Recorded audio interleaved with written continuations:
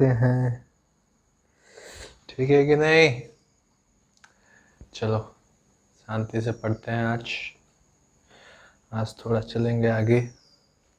कहाँ गया मेरा remote? Where is my remote? हमारे सी चलो, कहाँ गया मेरा? कहीं ना कहीं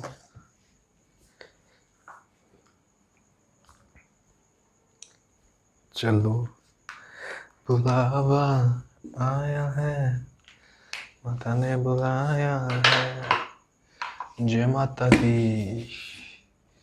सब में आया। चलो आज पढ़ते हैं। चलो आ जाते हैं।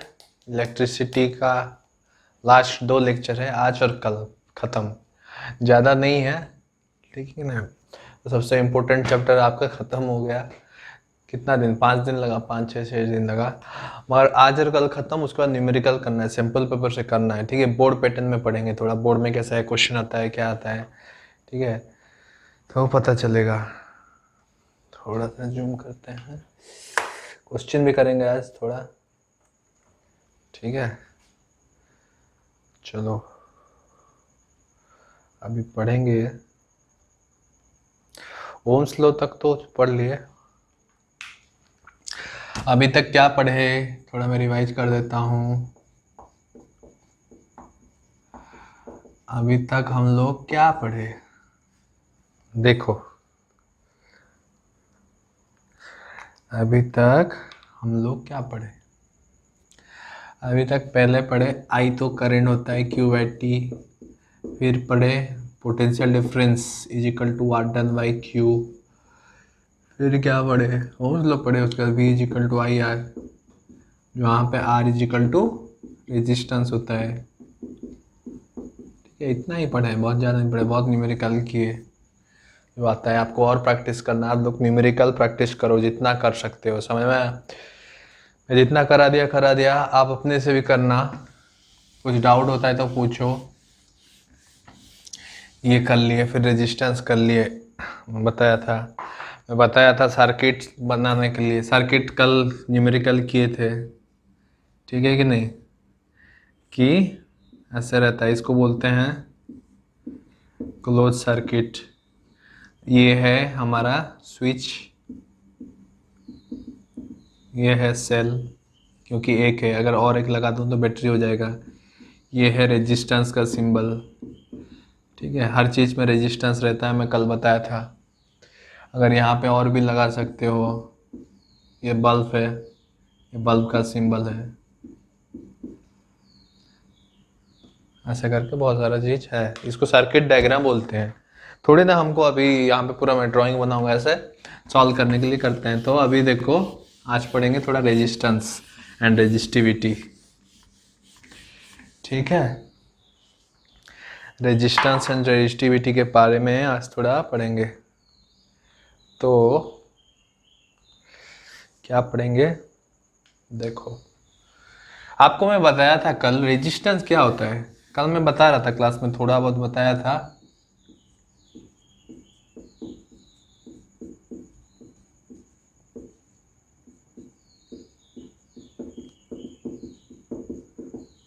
Resistance and resistivity. तो मैं कल बताया कि हर चीज में एक रेजिस्टेंस होता है, हर चीज में रेजिस्टेंस होता है। मतलब क्या है? जैसे कि आप फॉर एग्जाम्पल फिर चलते हैं पानी का टंकी में। पानी का टंकी से तो पानी गिरता है, किसके थ्रू आता है आपके घर में? नल में पानी, नल के थ्रू, पाइप के थ्रू, टैप के थ्रू। तो मेरे को एक चीज बताओ, मैं कल वही रिपीट कर रहा हूँ सेम चीज। अगर वो पानी को फ्रीली छोड़ा जाए ऊपर से बिना नल का, और एक नल में जाएगा, तो नीचे कौन सा पहले आएगा? जो फ्रीली आएगा वो पहले आएगा। नल में थोड़ा फ्रिक्शन रहेगा, वो नल का तो स्लो आएगा। वो जो फ्रिक्शन रहता है नल में, वो पानी को धीमा कर देता है। दो सेम थिंग हम यहाँ पे, वो जो फ्रिक्शन बोलते हैं वही रेजिस्टेंस है। वो रेजिस्ट करता है इलेक्ट्रॉन फ्लो को। तो वहां पे तो फ्रिक्शन रहता है पानी पाइप का, यहाँ पे क्या रहता है? यहाँ पे भी एक टाइप का फ्रिक्शन रहता है। जैसे कि सपोज एक कॉपर मेटल हो गया, ठीक है? मैं आपको बताया था कॉपर मेटल में फ्री इलेक्ट्रॉन्स रहते हैं, पहला क्लास में बताया था, ठीक है ना, उसके वजह से इसको कंडक्टर बोला जाता है। और मैं बताया था कि अगर कोई जादू कर दोगे, तो अभी तक आपको जादू पता चल गया है, तो हम कोई ऐसे पोटेंशियल डिफरेंस दे देते हैं, ठीक है कि नहीं, तो यहाँ से इलेक्ट्रॉन आएगा, यहाँ से ये इलेक्ट्रॉन सब फ्लो करेगा, बट एक्चुअल में वो फ्रीली फ्लो नहीं करता है, बहुत कंजेस्टेड रहता है, बहुत सारा एटम ऐसा रहेगा कॉपर का, जूझ जूझ के जाता है, बहुत फोर्स में होके जाता है, तो फ्री मूवमेंट नहीं रहता है। तो वो जो फ्रीनेस को रोकता है जो भी चीज़ है, एटम का कंजेस्टिविटी एंड ऑल दिस थिंग सब मैटर, तो वही रेजिस्टेंस क्रिएट करता है, समझ में? हर चीज़ में रेजिस्टेंस रहता है, आप कॉपर से भी रेजिस्टेंस, हर कंडक्टर को रेजिस्टेंस बना सकते हो, ठीक है, सबका रेजिस्टिविटी रहता है। चलो आगे पढ़ते हैं, रेजिस्टिविटी, रेजिस्टेंस रहता है, हर चीज़ का रेजिस्टेंस रहता है। जो ये आप डायग्राम करते हो रेजिस्टेंस, तो ये दिस कैन एम्प्लाई एनीथिंग, ये बल भी हो सकता है, अगर आपको न्यूमेरिकल करना है, बल नहीं दिखाना है, खाली रेजिस्टेंस, तो ऐसे दिखाओ। एक्चुअली ये रजिस्टर होता है, बहुत सारे छोटे रजिस्टर, ये हीटर भी हो सकता है, ये बल्ब भी हो सकता है, फैन भी हो सकता है, जितना भी मटेरियल है सबका रेजिस्टेंस से हमको अगर लेना देना है तो ऐसे दिखा सकते हैं, ठीक है कि नहीं। तो रेजिस्टेंस होता है हर चीज़ में। तो रेजिस्टेंस पता चला, तो जो करंट को रोकता है, आपको पता होगा सुपर कंडक्टर, कभी सुने होंगे, यूट्यूब में सर्च मारना कभी, सुपर कंडक्टर, अभी नहीं, पढ़ाई की बात। सुपर कंडक्टर, सुपर कंडक्टर क्या होता है, जहाँ पे रेजिस्टेंस नहीं होता है, इलेक्ट्रिसिटी अनलिमिटेडली फ्लो करता है, ठीक है, वो साइंटिस्ट लोग डिस्कवर कर रहे हैं, ठीक है, इन रिसर्च है। तो अभी हम लोग पढ़ते हैं रेजिस्टेंस के बारे में। तो मेरे को बताओ, फिर पानी टंकी में आ जाते हैं तो अगर पानी टंकी है, ये पानी है टाइल सपोज, ठीक है, ये एक पाइप है और ये एक पाइप है, ये थोड़ा मोटा है, ये पतला है, बताओ इसमें पानी स्पीड में जाएगा या इसमें स्पीड में जाएगा? टंकी सेम हाइट में है दोनों में, ऑब्वियसली इसमें जाएगा कि इसमें रास्ता थोड़ा ज़्यादा है, तो इसमें स्पीड, इसमें अगर ये स्पीड 1 हुआ, ये स्पीड 2 हुआ, तो speed 1 is greater than speed 2, obviously, क्योंकि इसका है। तो ऐसे ही सेम चीज, resistance is directly inversely proportional to area of cross section, इसको एरिया ऑफ क्रॉस सेक्शन इसको बोला जाता है। पहला चीज समझ में आया, directly inversely proportional to area of cross section, समझ में, अगर इसका मोटापा बढ़ जाता है। अभी मेरे को बताओ रेजिस्टेंस क्या करता है, एक्चुअली बोलो तो रेजिस्टेंस क्या करता है पानी का टंकी में, उसका स्पीड को घटाता है कि नहीं, स्पीड को घटाता है रेजिस्टेंस। वैसे ही रेजिस्टेंस क्या करता है हमारा इलेक्ट्रिसिटी में, करंट को घटाता है, स्पीड को घटाता है, मतलब क्या, इलेक्ट्रॉन फ्लो को घटाता है, इलेक्ट्रॉन फ्लो घटाना मतलब करंट को घटाता है, because current is equal to Q by T, Q by T मतलब इनवर्सली बोल सकते हो, अमाउंट ऑफ इलेक्ट्रॉन गोइंग पर इन टाइम भी बोल सकते हो। तो अगर इलेक्ट्रॉन का स्पीड घट जाता है तो करंट भी घट जाएगा कि नहीं, समझे कि नहीं। आर क्या करता है, तो स्पीड ऑफ इलेक्ट्रॉन को घटाता है, अमाउंट ऑफ इलेक्ट्रॉन, स्पीड घटता है मतलब क्या है, एक क्रॉस सेक्शन से जितना इलेक्ट्रॉन जाता था वो घट जाएगा, तो अगर घट जाएगा तो अमाउंट ऑफ चार्ज जो जितना जाता था घट जाएगा per unit time, amount of charge per unit time घट जाता है मतलब करंट भी घट जाता है, समझ में आया कि नहीं।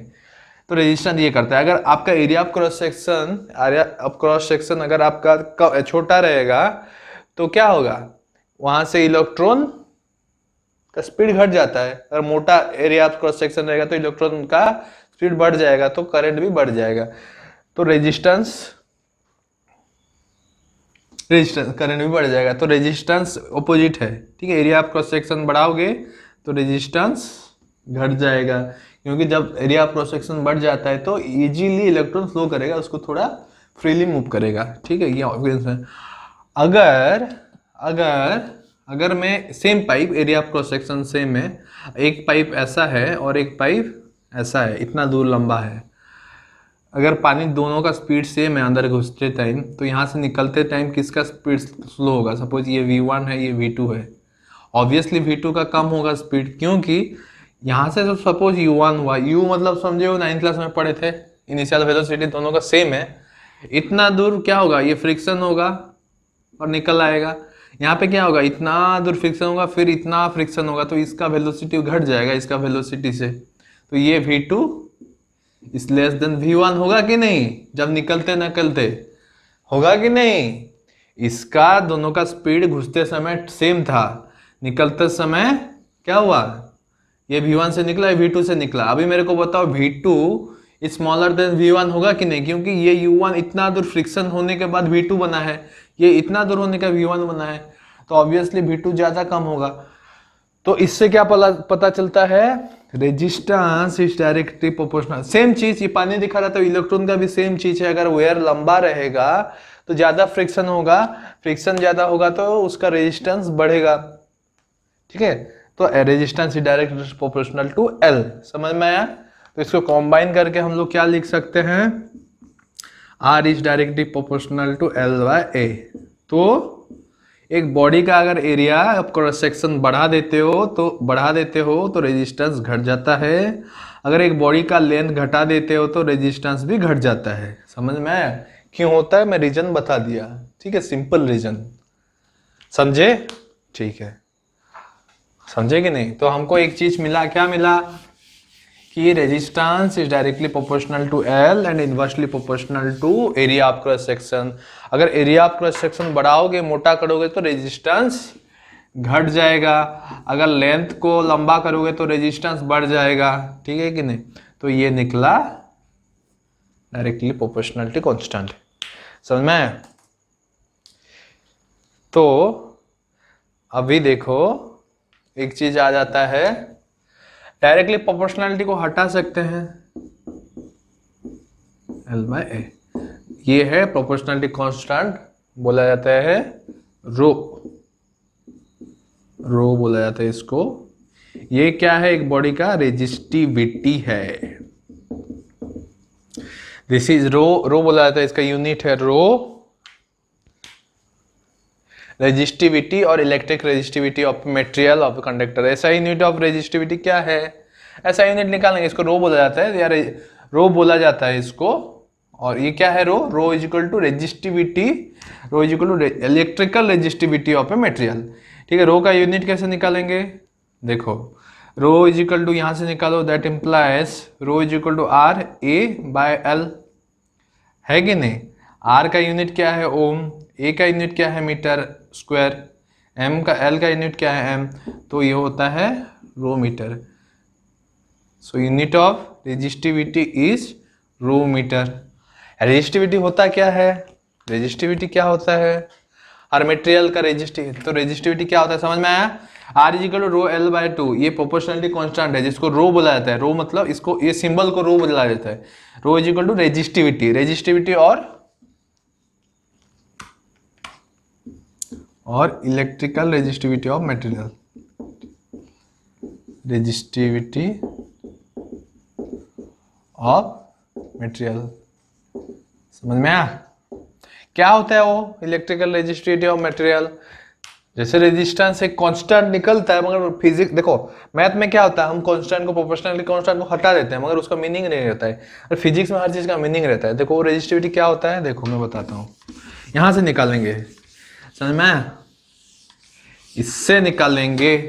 फिजिक्स में आप प्रोपोर्शनलिटी को हटा सकते हो कभी कभी, फिजिक्स में, मैथ्स में, फिजिक्स में प्रोपोर्शनलिटी का कुछ मीनिंग रहता है। तो रो क्या है, rho is equal to R A by L, है कि नहीं, ये है। यहां से यूनिट निकाले, वो metre. Suppose area of cross section is equal to 1 metre square and length is equal to 1 metre. ठीक है, तो रो क्या होगा, rho is equal to R 1 metre square by 1 metre. समझ में आएगा नहीं, ये रो होगा, that implies rho is equal to are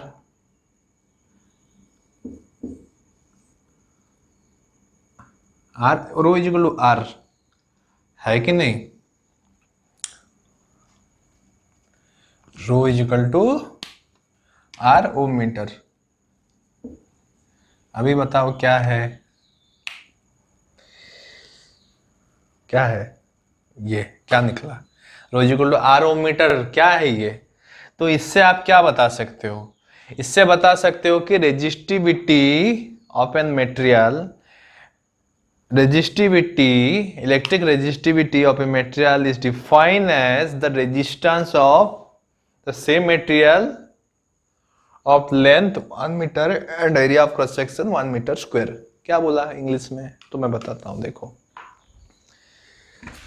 अगर देखो मिटा देता हूं, फिर से बताता हूं, कुछ समझ में नहीं आया मेरे को, पता है आप लोग को।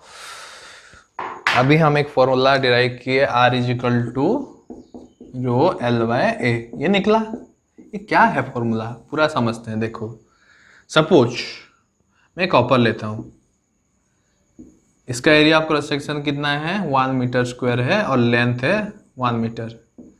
समझ में है? आया कि नहीं आया? सपोज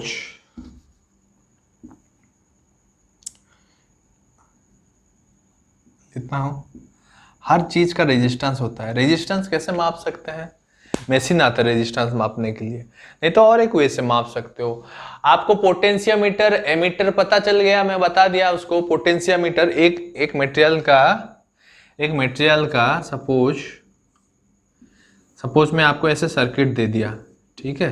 थोड़ा बताता हूँ, इसको बताऊंगा, चिंता मत करो। सब मिक्स हो रहा है, लग रहा है आपको नहीं हो रहा है मिक्स। देखो सपोज ये रेजिस्टेंस हो गया, सेल दे दिया, तो मेरे को इसका रेजिस्टेंस मापना है तो कैसे कर सकते हैं? अगर रेजिस्टेंस मापना है तो क्या करूंगा, R is equal to V/I कर सकता हूँ कि नहीं? कहाँ से कर सकता हूँ R is equal to V/I? R is equal to V/I कहाँ से कर सकता हूँ? ओम्स लॉ से आया कि नहीं? ओम्स क्या बताया था? V is equal to IR, that implies R is equal to V/I। ये है कि नहीं? मैं जन्म नहीं किया, वो ओम्स लॉ से ही आया है, ठीक है कि नहीं? तो रेजिस्टेंस मापना है तो कैसे माप सकते हो? ये सब न्यूमेरिकल करेंगे, इसलिए बोलता हूँ न्यूमेरिकल 2-3 क्लास लगेगा। तो सपोज आपको ये रेजिस्टेंस मापने के लिए दे दिया, यहाँ पे 12 वोल्ट दे दिया, तो कैसे करोगे? करंट दे दिया है 5 एम्पीयर, कल कर रहे थे, तो रेजिस्टेंस कैसे करोगे? रेजिस्टेंस अक्रॉस, यहाँ पे एक वोल्ट मीटर लगाओगे, यहाँ पे एक एमीटर लगाओगे, ठीक है। तो हमको इसके अक्रॉस में पोटेंशियल कितना है हमको दे दिया है 12 वोल्ट, ठीक है कि नहीं? 12 वोल्ट है इसके अक्रॉस में पोटेंशियल। करंट कितना जा रहा है 5 एम्पियर, तो डाल दो, रेजिस्टेंस निकल गया कि नहीं? तो रेजिस्टेंस निकालने का एक ऑब्जेक्ट का ऐसा निकाल सकते हैं कि नहीं? एक पोटेंशियल दे दो, करंट मेजर कर दो एमीटर में, पोटेंशियल अक्रॉस मेजर कर दो, 12 वोल्ट ही होगा, और रेजिस्टेंस निकाल दो। ऐसे निकाल सकते हैं रेजिस्टेंस एक ऑब्जेक्ट का? मशीन आता है, बट थ्योरेटिकल ऐसे निकाल सकते हैं कि नहीं? एक 12 वोल्ट दे दो, सपोज मैं आपको एक ऑब्जेक्ट दिया, उसका रेजिस्टेंस निकालो बोला, और वो ऑब्जेक्ट के साथ आपको एक सेल दिया, एमीटर दिया, पोटेंशियोमीटर दिया। अब लैब में कर सकते हो कि नहीं? एक ऑब्जेक्ट का रेजिस्टेंस निकाल सकते हो कि नहीं? ऐसे एक सर्किट बना देना, तार जोड़ देना उसके दो तरफ, बीच में एक एमीटर डाल लेना पैरेलल में, और वोल्ट मीटर डाल देना। जो भी रीडिंग आएगा उसको, यहाँ पे जो रीडिंग आएगा, इसमें जो रीडिंग आएगा, इसको बाय इसको करोगे तो रेजिस्टेंस निकलेगा कि नहीं निकलेगा? ऑब्वियसली निकलेगा। तो ऐसा निकालना है रेजिस्टेंस। तो मैं आपको समझा रहा हूँ, इसको इजी वे से बोल के भी चला जाऊंगा तो समझ। तो मैं क्या क्या इसका रेजिस्टेंस अभी मापूंगा, ठीक है। ऐसे लगा दिया 12 वोल्ट का बैटरी, यहाँ पे एक वोल्ट मीटर लगा दिया, यहाँ पे रास्ते में एक एमीटर लगा दिया, जो भी रीडिंग आएगा वो रेजिस्टेंस बताएगा। तो ये होता है क्या? ये होता है रेजिस्टिविटी। ये जो 1 मीटर वेयर और 1 मीटर क्रॉस सेक्शन का जो रीडिंग आएगा R, that is the resistivity of the material. उसको जो भी R आएगा उसको, सपोज 3R आया तो 3 ओम मीटर है इसका, 3 ओम मीटर है इसका क्या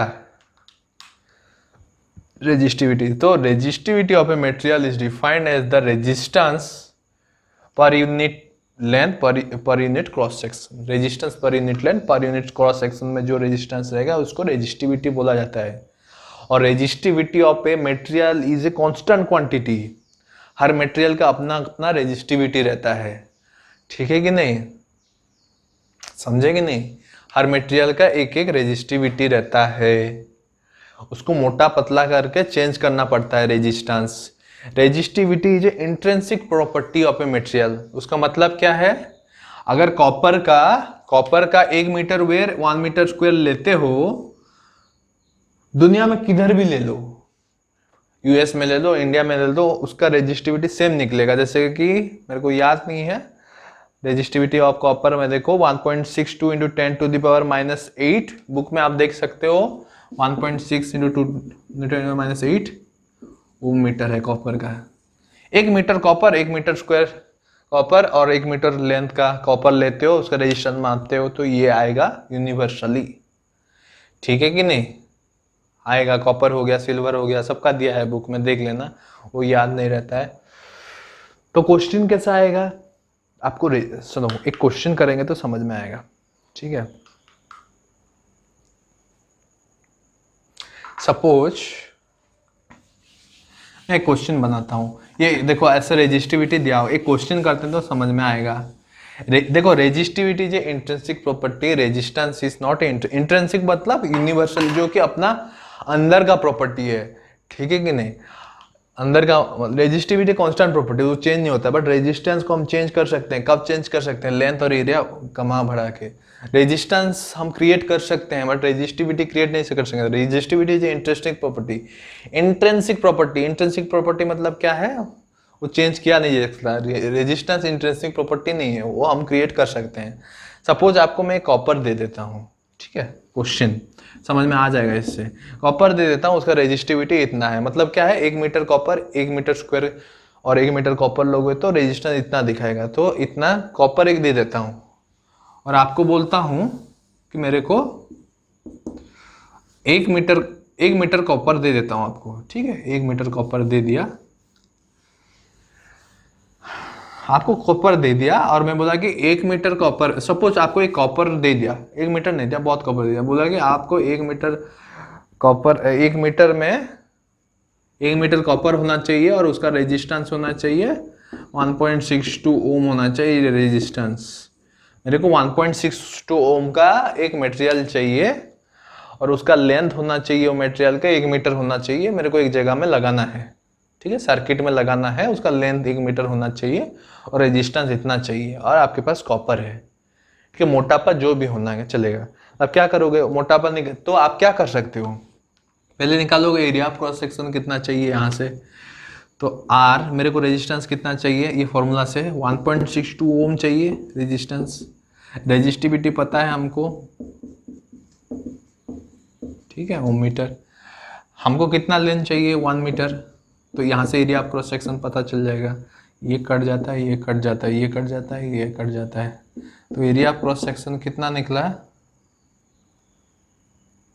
area of cross section 10⁻⁸ metre square.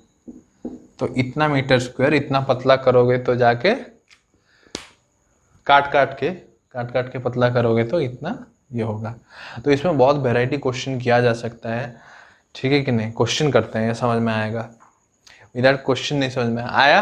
Resistance हम क्रिएट कर सकते हैं, कोई मटेरियल को जोड़ के तोड़ के resistance. Resistivity intrinsic property and universal property, एक बार जो रहता है वो रहता है, वो चेंज नहीं होता है जब तक एक चीज चेंज नहीं करोगे। टेम्परेचर, कांस्टेंट टेम्परेचर चेंज होने से रेजिस्टिविटी चेंज होता है, वो बाद में पढ़ेंगे, अभी नहीं चाहिए। ठीक है, resistivity is intrinsic property, resistance we can create, resistance we can create. हर मटेरियल का अपना अपना रेजिस्टिविटी रहता है। ठीक है, क्वेश्चन करते हैं।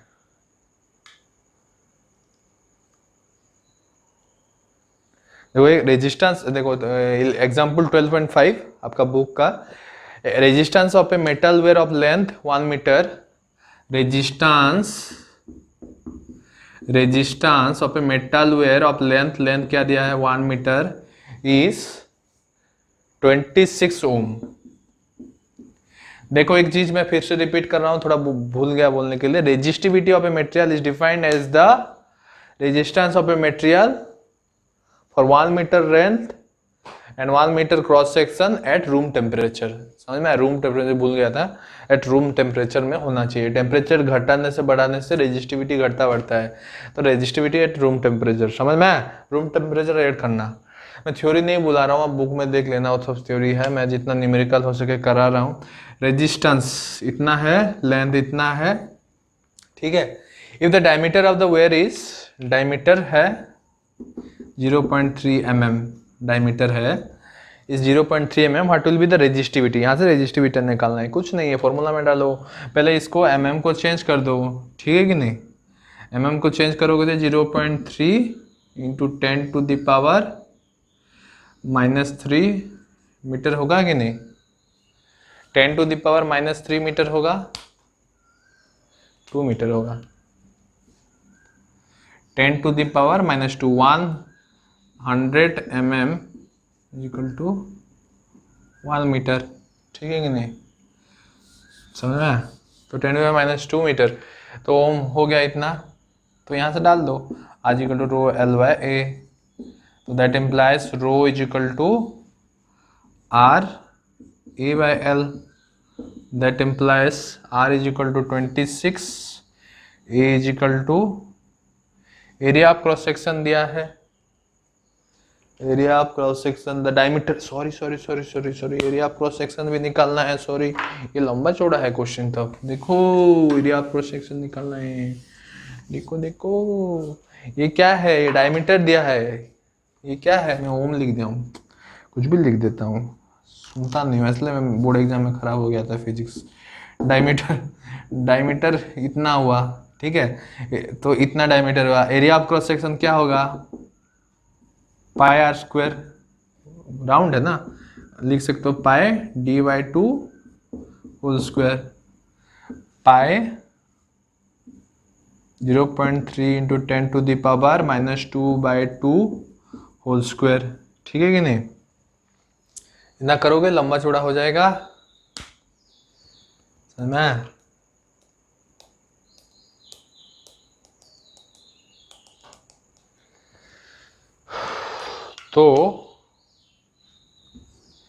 तो क्या है, ये निकाला area of cross section equal to 3.14 into क्या है 1.5 whole square into 10 to the power -6, ठीक है। इसको और करेंगे तो ए इज इक्वल टू 3.14, ठीक है कि नहीं, 2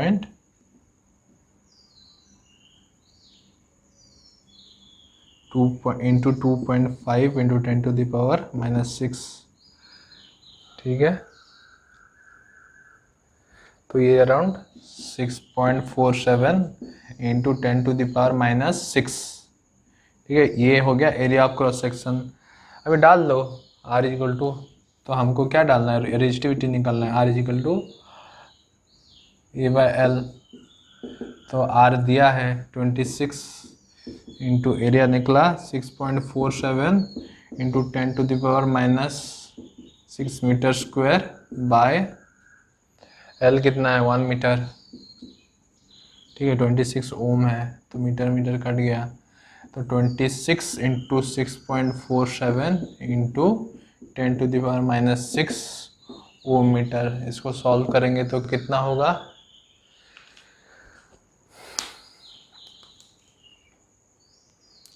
कितना होगा, करते हैं ना, 26 6 30 3 12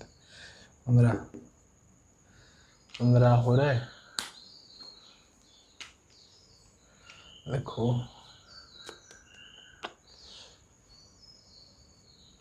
ठीक है, 647 इंटू 26 ऐसा करोगे ये, तो ये आंसर निकलेगा। मैं नहीं कर रहा कैलकुलेशन, लंबा चौड़ा हो रहा है, तो इसका आंसर बुक में लिखा है 1.8, आपका आंसर निकलेगा इसका 1.84 into 10 to the power -8 ohm metre, ठीक है कि नहीं, ये होगा आपका आंसर। तो ये टाइम टेकिंग है थोड़ा, तो ऐसा होगा प्रोसेस, पहले इसको एरिया निकालना है, एरिया निकालने के बाद एरिया इधर डालना है, लेंथ डालना है, रेजिस्टेंस डालना है, मल्टीप्लिकेशन सब्सट्रैक्शन करना और कर देना आप, ठीक है कि नहीं। मैं अभी अच्छा सा लॉजिकल क्वेश्चन करते हैं।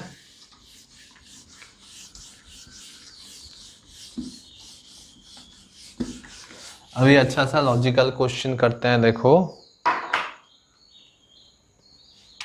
एक 4 मैं भी कंफ्यूज हो गया, कंफ्यूज नहीं, देखो आप भी कंफ्यूज हो गए, चलो एक क्वेश्चन करते हैं, ठीक है। ये क्वेश्चन करते हैं तो समझ में आएगा। देखो आपका बुक का क्वेश्चन है, तो 4 ओम का एक क्या है, तार है आपके पास, 4 ओम का एक एरिया क्रॉस सेक्शन है, लेंथ है, पता नहीं मेरे को, कुछ है। क्वेश्चन बोला है कि मैं एरिया को डबल कर दिया, एरिया डबल कर दिया, तो सपोज ये आर इनिशियल था, आर फाइनल क्या होगा, क्वेश्चन पूछा है, आपको करना है, खाली हमको बताया एरिया डबल कर दिया। अभी देखो आपको एक फंडा बताता हूँ, एक ऑब्जेक्ट का वॉल्यूम ऑलवेज कांस्टेंट रहता है कि नहीं, वॉल्यूम कांस्टेंट रहता है कि नहीं उसका, इसको मैं एरिया डबल कर दिया बोला है। देखो क्वेश्चन में एरिया डबल नहीं बोला है, खाली बोला है कि resistance where is double, double मतलब एरिया डबल, ठीक है कि नहीं। तो एरिया डबल मतलब क्या है, मेरे को और कुछ मटेरियल दिया नहीं गया है, मैं उसको डबल्ड कर दिया, डबल वेयर इज डबल्ड बोला है, तो वेयर एक्स्ट्रा नहीं दिया गया, हम वेयर को डबल किए, तो डबल कब कर सकते हैं, इसको डबल करना है तो इसको थोड़ा हैमरिंग करना पड़ेगा, तो पिच करना पड़ेगा। जब एक मटेरियल है, it works only in metal, अगर एक मेटल को लाओगे ऐसा है, इसको मारोगे तो क्या होगा, इसका लेंथ घटता है और इसका एरिया बढ़ेगा कि नहीं, लेंथ घटता है एरिया बढ़ेगा, जितना लेंथ घटेगा उतना एरिया बढ़ेगा, क्योंकि वॉल्यूम कांस्टेंट रहेगा। देखो ये ऑब्जेक्ट है, मैं इसको डबल करना है एरिया, तो मैं इसको यहाँ से हैमरिंग करूँगा तो ये एरिया बड़ा हो जाएगा मगर लेंथ घट जाएगा। मगर आप वॉल्यूम मेजर करोगे दोनों का सेम रहेगा कि नहीं, मटेरियल तो वेस्ट नहीं हो रहा है ना, तो इसका वॉल्यूम जो है इसका वॉल्यूम सेम है, ठीक है कि नहीं। तो अगर इसका लेंथ कुछ था, इसका एरिया इतना था, आपको पता चला कि इसका एरिया डबल हो गया है, A this A final is equal to A initial, ये इनिशियल है, ये लेंथ इनिशियल है, तो आपको लेंथ फाइनल निकालना है। मैं समझाने के लिए बोल रहा हूँ, इतना कॉम्प्लिकेटेड, जो समझ गए अच्छा है, मैथमेटिकली प्रूव कर रहा हूँ, आप प्रूव करो, बच्चे नहीं हो आप लोग, मगर बहुत लोग समझ नहीं पाते हैं, ठीक है, इसलिए उनके लिए। तो देखो इनिशियली ए इनिशियल था, एल इनिशियल था, एरिया इतना था, एल था, मैं क्या इसको दबा दिया, तो ए फाइनल क्या हुआ, 2a इनिशियल हो गया, एल फाइनल निकालना है, ठीक है कि नहीं। तो कैसे निकाल लेंगे, वॉल्यूम दोनों में कांस्टेंट है, v is equal to A initial L initial, second में भी वॉल्यूम कांस्टेंट है, A final L final, A final क्या है 2a initial L final v, ये v को इधर लिख सकता हूँ कि नहीं, तो a इनिशियल यहाँ से मैं 1 से मैं सपोज इसको v is equal to A final L final, A final हमको पता है 2ai LF, तो 1 से मैं ले आया, 1 से ले आया v LI 2ai LF, तो ai कट गया, that implies LF is equal to ai, ये मैथमेटिकल प्रूफ है। L final is equal to L initial by 2, आधा हो जाता है जब एरिया डबल, सिंपल चीज है, इसमें कुछ मैथ यूज करने का नहीं है, जनरल कॉन्सेप्ट है, जब एरिया बढ़ जाएगा डबल हो जाएगा तो ये आधा हो जाएगा, क्योंकि वॉल्यूम कांस्टेंट है। चलो है कि नहीं, प्रूफ भी हो गया मैथमेटिकली, तो ये हो गया। तो अभी यहाँ पे क्वेश्चन में पूछा है कि मैं एरिया डबल कर दिया तो रेजिस्टेंस का क्या होगा, तो कुछ नहीं है, नया रेजिस्टेंस क्या होगा, तो ए इनिशियल ए फाइनल है डबल मतलब 2ai हो गया, A final is equal to 2a initial L final is equal to L initial by 2, समझ में आया। तो दोनों में क्या दोनों में अगर ये डबल हो गया तार, ठीक है, दोनों में कॉमन क्या है रेजिस्टिविटी, तो जैसे हो गए ऐसे, तो देखो दैट इम्प्लाइज दोनों में कॉमन क्या है, तो R initial is equal to rho L initial bye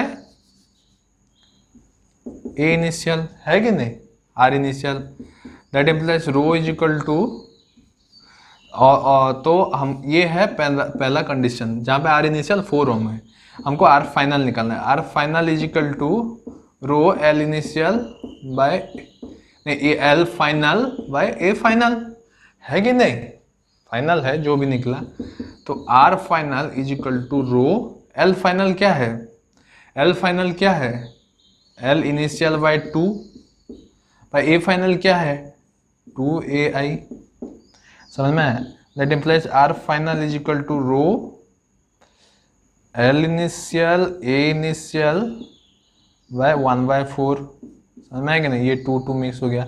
L initial A initial रो, ये क्या है, ये है R इनिशियल, तो मैं इधर लिखता हूँ R final is equal to R initial by 4, that implies 4/4 ohm, that implies 1 ohm. तो R फाइनल 1 ओम होगा, R फाइनल 1 ओम होगा, समझ में आएगी नहीं। ऐसे करके आप लोग को निकालना पड़ेगा क्वेश्चन में, समझ में आपको दिखाई दे रहा है। आज इतना जल्दी इतना टाइम चला गया, मेरे को पता नहीं चला, 40-50 मिनट हो गया है। कल तक नहीं होगा, 3 क्लास लगेगा, है ना। आपको समझ में नहीं आ रहा है क्या, आ रहा है ना, ऐसे क्वेश्चन करोगे 2-4 तो हो जाएगा। तो resistance is a material, resistivity of a material is intrinsic and it is constant eight a constant temperature, wise resistance can be changed with length and area of that material, समझ में। तो वो है रेजिस्टेंस रेजिस्टिविटी, ठीक है कि नहीं। तो आज के लिए सुबह के लिए इतना रखते हैं, मैं बताता हूँ, ये सुबह 8-9 बजे जितना बजे भी क्लास हो रहा है, ठीक है। शाम में भी आज फिर से फिजिक्स रखते हैं 6 बजे रखते हैं, शाम को फिजिक्स फिर से आएगा, तो 6 बजे देखना, ख़त्म कर देते हैं ट्यूसडे मंडे तक, शाम तक 6 बजे फिर से आएगा। आज के लिए इतना है, 6 बजे आपको फिर से आएगा। मैं पैरेलल सीरीज रेजिस्टेंस पढ़ेंगे शाम को क्या पढ़ेंगे, देखो शाम को मैं ख़त्म कर दूंगा, सोच रहा हूँ पैरेलल एंड सीरीज रेजिस्टेंस पढ़ेंगे, नहीं ख़त्म होगा, 2-4 क्लास लगेगा। पैरेलल सीरीज पढ़ेंगे, उसका न्यूमेरिकल करेंगे, न्यूमेरिकल नहीं करने से मज़ा नहीं है चैप्टर में।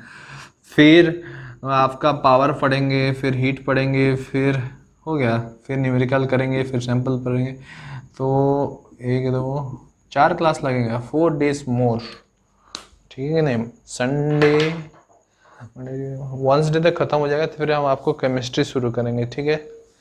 केमिस्ट्री शुरू करेंगे, नहीं केमिस्ट्री में नहीं जाएंगे, इसके बाद इसका रिलेटेड चैप्टर है मैग्नेटिज्म, ठीक है, मोटर फटर वो ख़त्म कर देंगे, क्योंकि आप फिर मैं स्विंग कर दूंगा ना केमिस्ट्री में, तो ये भूल जाओगे। तो फिजिक्स पहले ख़त्म करते हैं, इलेक्ट्रिसिटी पार्ट, फिर चलेंगे केमिस्ट्री ख़त्म करेंगे, फिर आएंगे फिजिक्स में वापस ऑप्टिक्स पढ़ेंगे, फिर केमिस्ट्री में वापस जाएंगे, तो ऐसे ख़त्म हो जाएगा। अब समर ख़त्म होता है तो मैं सब ख़त्म कर दूंगा, आप मेरे साथ चलो। क्लास कल से डेली होगा, ठीक है कि नहीं, टाइम में होगा। जब एक्स्ट्रा क्लास होगा, जैसे मैं बता दिया आज एक्स्ट्रा क्लास शाम को होने वाला है, तो मैं बता दूंगा लेक्चर में ही, ठीक है। और डेली क्विज, डेली तो कुछ नहीं, अल्टरनेटिव डेज डेली आपका क्विज होगा। सुनो, डेली आपका क्विज 5 बजे होगा लाइव, ठीक है। ट्यूसडे से डेली 5 बजे लाइव होगा, ठीक है। हम एक्स्ट्रा बच्चे लाने का कोशिश कर रहे हैं बहुत सारे, आप लाइव में कमेंट कर सकते हो, लाइव या प्रीमियरिंग होगा, जैसे आज हुआ था। वीडियो क्वालिटी अच्छा नहीं था, अभी से वीडियो क्वालिटी अच्छा रहेगा। तो हर दिन क्विज होगा, एक दिन मैथ होगा, तो एक दिन साइंस होगा, तो एक दिन इंग्लिश होगा, तो एक दिन एसएसटी पढ़ाएंगे तो एसएसटी होगा, ठीक है। हर दिन क्विज होगा आपका, ठीक है। आपको अटेंड करना है, दोस्त लोग को भी बुलाओ, शेयर करो, और दोस्त लोग को जो आना चाहते हैं, ठीक है। तो आपका एक्सटेंड भी हो गया है 1 मई तक, फ्री ऑफ कॉस्ट। उसके बाद आपको पेमेंट करना पड़ेगा जितना भी चार्ज है, ठीक है। आप देखो, तो ये लेक्चर के बाद आप न्यूमेरिकल करना बुक, ठीक है। हमारा सैम्पल पेपर है ऐप में, सैम्पल पेपर बुक भी है ऐप में। अगर जिनके पास बुक नहीं मिला है लॉकडाउन में, तो हमारा ऐप से बुक देख सकते हो। सैम्पल पेपर है, क्विज है, इम्पोर्टेंट नोट्स है, एक्स्ट्रा नोट्स है, ठीक है। एक्स्ट्रा क्वेश्चन चाहिए भी तो मैं करके दूंगा, टाइम नहीं मिलता है बट ट्राई करूंगा एक्स्ट्रा क्वेश्चन। ये चैप्टर में आप जितना क्वेश्चन करोगे उतना इंपॉर्टेंट है, विदाउट क्वेश्चन ये चैप्टर नहीं होने वाला, ठीक है। Thank you very much for this lecture. आज इतना ही पढ़ते हैं, शाम को पढ़ते हैं फिर, ठीक है कि नहीं। Thank you. चलो बोला शाम को 6 बजे शार्प, 6 बजे, ठीक है। शाम का एक्स्ट्रा क्लास टाइम है 6 बजे। 5 बजे कल नहीं होगा क्विज, 5 बजे डेली क्विज होगा मंडे से, ठीक है। Alternative math science English, math science English SST आने तक अल्टरनेटिव 5 बजे डेली लाइव होगा। ये सुन लो, कल से फिजिक्स टाइम में होगा, सुबह पहले मैथ क्लास होगा 7 से 8, फिर 8 से 9 फिजिक्स, ठीक है कि नहीं, टाइम चेंज नहीं होगा। चलो ठीक है, थैंक यू।